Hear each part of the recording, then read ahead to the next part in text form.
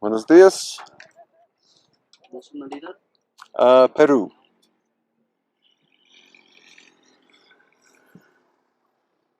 Gracias.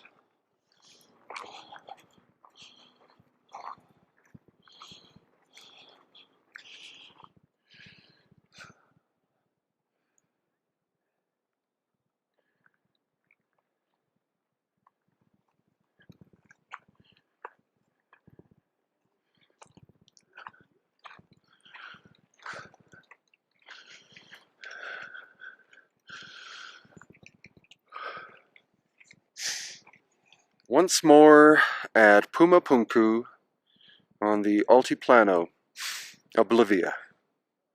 And I'm standing right next to the famous H blocks, which you'll now see.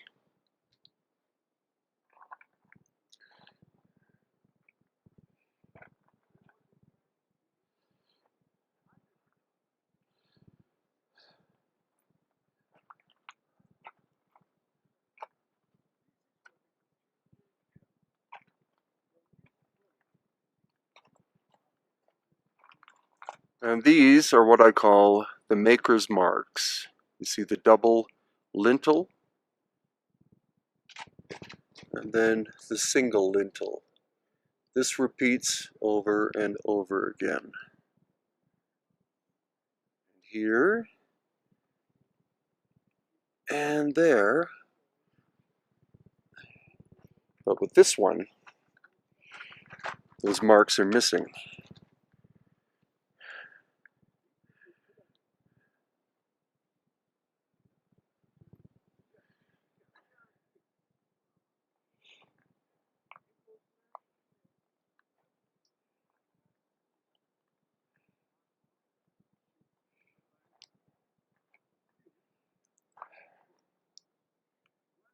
So you see the precision of the angles here, surface here,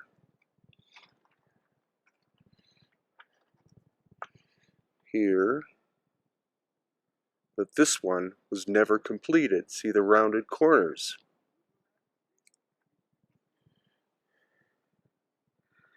This surface almost complete, this one not, this one complete. The red sandstone quarry, where these massive blocks came from, is 9 miles in that direction.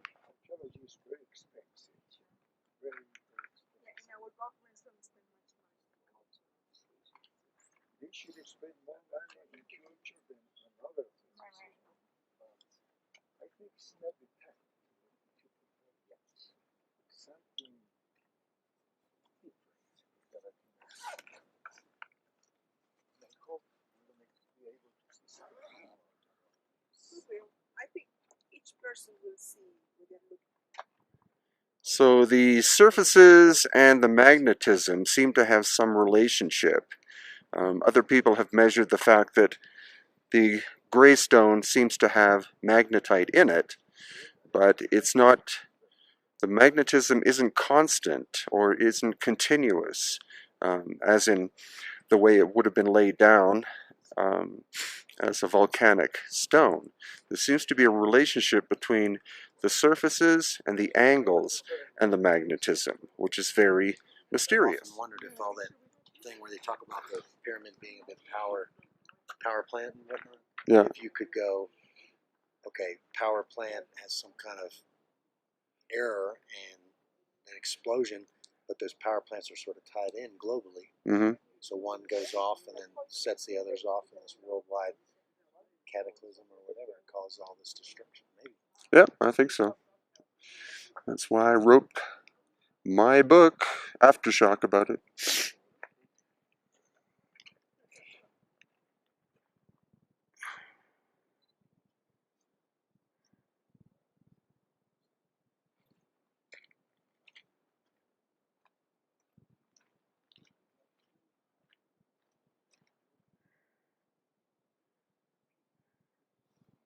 So the site has been used as a quarry probably for about 1,000 years, ever since the decline or demise of the Tiwanaku culture It's also obvious that the Tiwanaku people arrived here about 2,000 years ago and recycled some of the stone to create their own buildings. They didn't obviously shape this stone. This was done with lost ancient high technology, very advanced.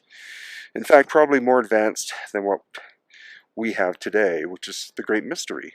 What culture more than 2,000 years ago could have done this kind of work? Because the Tiwanaku had bronze tools. They couldn't have done it. The stone is very hard. The quarry for the red sandstone, again, 9 miles that way. The quarry for the gray andesite, 45 miles that way. Multi-ton blocks. More than 100 tons here. Over in Tiwanaku, 20, 30, 40 tons. That's what makes Puma Punku one of the most mysterious places on Earth, and why I keep coming back. The stones were not found where they presently are. Typical of archaeology, they excavate, they find, and then they line them up. And by doing so, they destroy what the original complex would have looked like. And therefore, there's no way to put Puma Punku back together again. And these massive foundation blocks, they could be in their original position, but one of them there, you can see it's still partially buried in the ground. So what cataclysm would have caused all of this original destruction prior to it becoming a quarry for the Spanish in the 1600s, all the way up until the 20th century.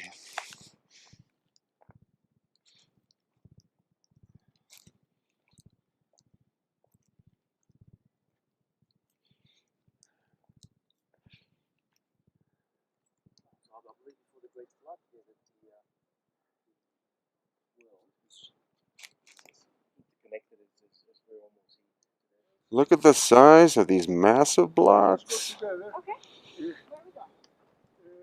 We're going to see how is the pyramid, that Oh. As you can see, the excavation here only goes down about 2 feet, maybe 3 feet. But what is underneath it? Why don't the archaeologists dig deeper? Author Antonio Portugal came here in the 1990s with ground-penetrating radar, and they found that there are chambers underneath the surface of Puma Punku. But the archaeologists refuse to admit that, and the government will not allow there to be any more digging deeper. Why? Because they're trying to protect their story of the history of Puma Punku, when in fact the history is much older and much more complicated than what we've been led to believe.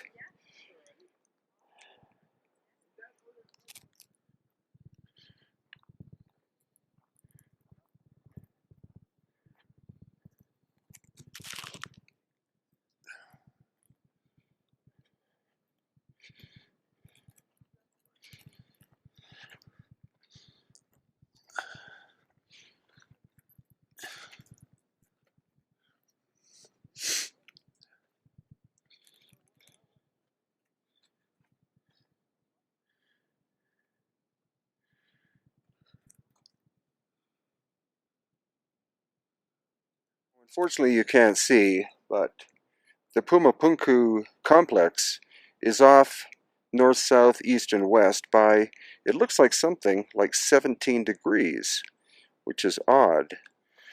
Even relatively primitive cultures know how to align almost perfectly to north, south, east, and west. So the fact that the so-called pyramid of Puma Punku is off by 18 degrees and possibly more is curious. Could mean that it was built prior to the cataclysm of 12,000 years ago, and then the alteration in the axis of the Earth would have caused the site to twist like this to its present off north, south, east, west condition. Here we have stone protruding out from the excavation. And what's also curious is here, because this top layer of stone is the andesite, which reacts to the Tesla meter, and the lower levels are the red sandstone that do not react to the Tesla meter. So that to me would tend to indicate that this band of gray andesite stone that used to go all the way around the perimeter of this pyramidal structure could have been an energetic layer. It could have made the energy inside different from that on the outside. This whole area was also only recently excavated. So, say 30 years ago, the soil level went all the way to here, bearing it. How many thousands of years would it take for the soil to build up to that level? Or was the site hit by a massive wall of mud from Lake Titicaca, which is only 8 miles away, during a cataclysmic period several thousand years ago? Also, these stones were cut with great precision. There is no clay or mortar or concrete or cement or anything in between the joints. They still, after thousands of years, fit quite well together. Function of the staircase, why is it here? Because 12,000 years ago, the water level of Lake Titicaca would have been right here. This would have been the shore of Lake Titicaca. It's a rise of about 100 feet from the plains in the background, and that has been proven by geologists and other scientists. Because 12,000 years ago, Lake Titicaca was 10 times the size it is now. So now we're in the village of Tiwanaku, and this stone is taken from Puma Punku and Tiwanaku to build the foundations of houses, likely starting in the 16th century by the Spanish, as well as this archway.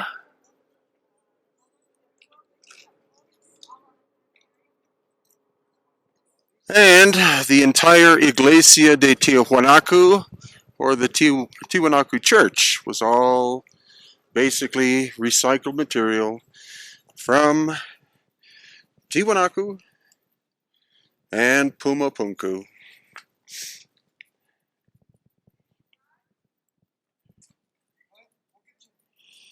So it's not a unique situation because, of course, in Egypt you had the Greeks arriving, possibly destroying parts of the ancient Egyptian structures, and then the Romans came, and then the Muslims came and built their buildings out of the material that they found there. So we don't really know how much of Puma Punku was actually moved in order to build constructions here, but there's plenty of evidence that much of the foundation of the little town of Tiwanaku was constructed from the material of Puma Punku and Tiwanaku.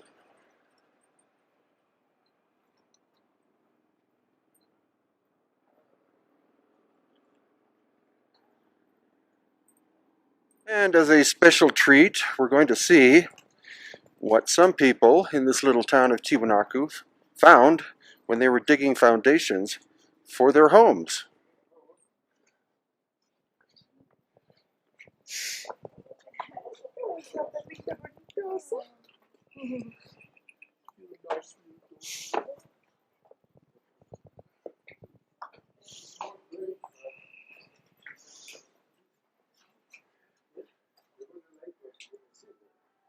Oh. 50 years ago, the owners of this house tried to build a new house, and they decided to make holes inside to put their houses up.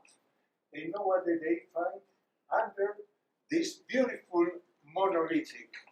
And we keep it here because it's better than the museum. The people from this side are taking care better from this monolith than the museum. Please get closer to them. In every courtyard in this little town, there are likely ancient stones from Puma Punku, either used as foundation blocks, or in this case, the entire statue was found buried underground.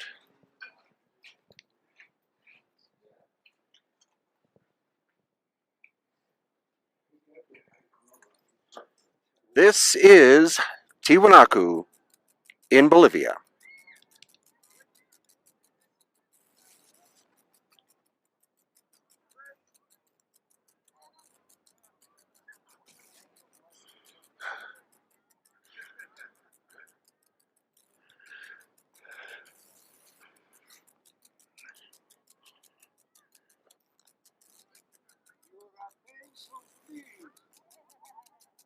Welcome to my friends from the United States and from Australia.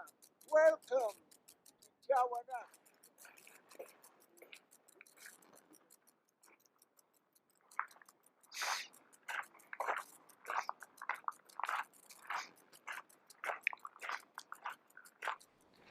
We got a new site, a modern one.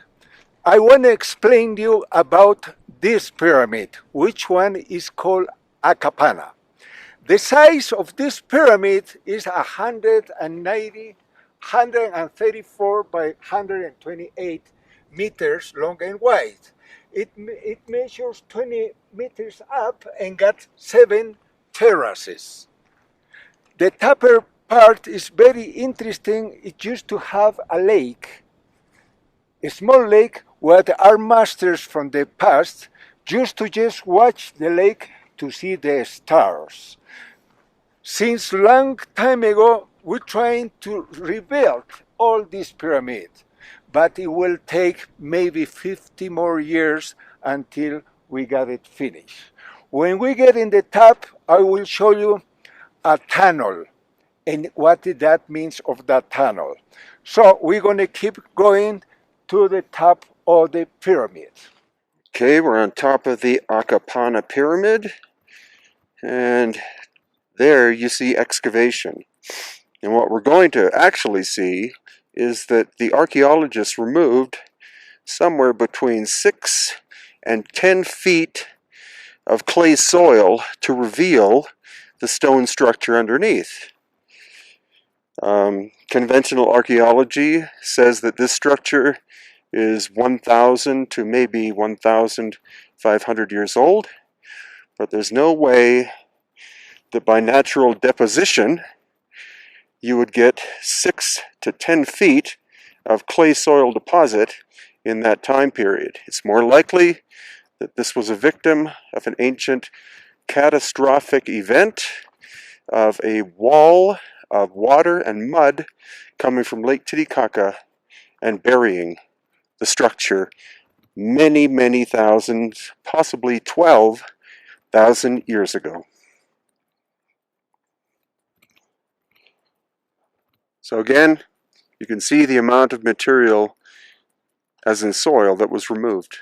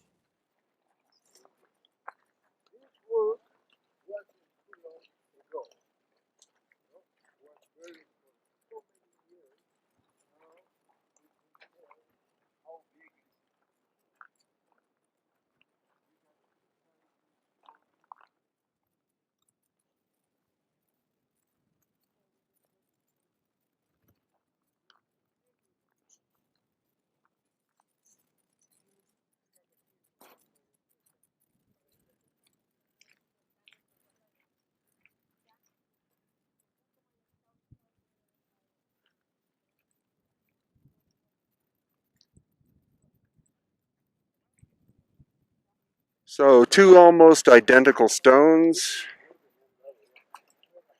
the surface of this one is fresh and this one eroded.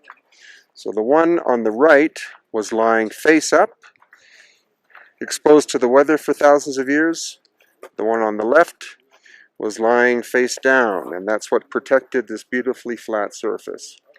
What's intriguing is that the Chicana shape here is unfinished. So some tool of some kind, almost like sandblasting, went in and cut out the Chicana shape, but it was never finished. The surface was, but these should be very crisp 90-degree angles. So this is an unfinished example here at Tiwanaku, and shows us that likely advanced technology would have been used to shape it.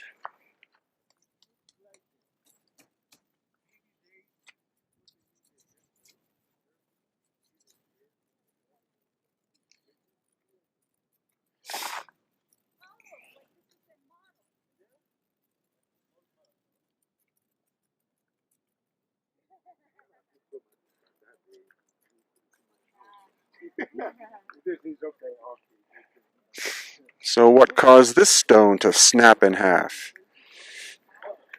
Likely not the Spanish, more probably a cataclysm.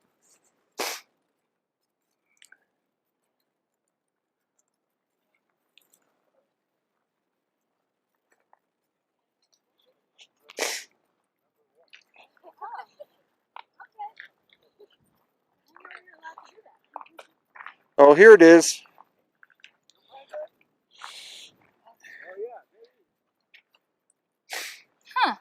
37% copper. How much? 37%.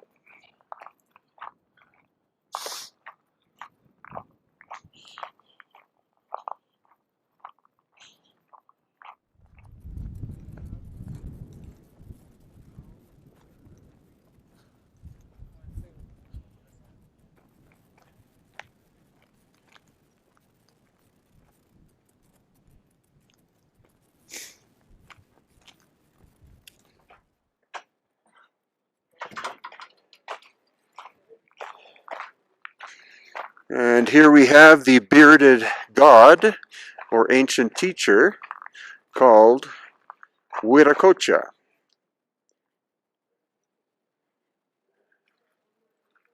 And this is called the subterranean temple, for obvious reasons. But its initial construction may have been for something more pragmatic, like water catchment, for example, since rain here on the Altiplano at 13,000 feet tends to be sporadic.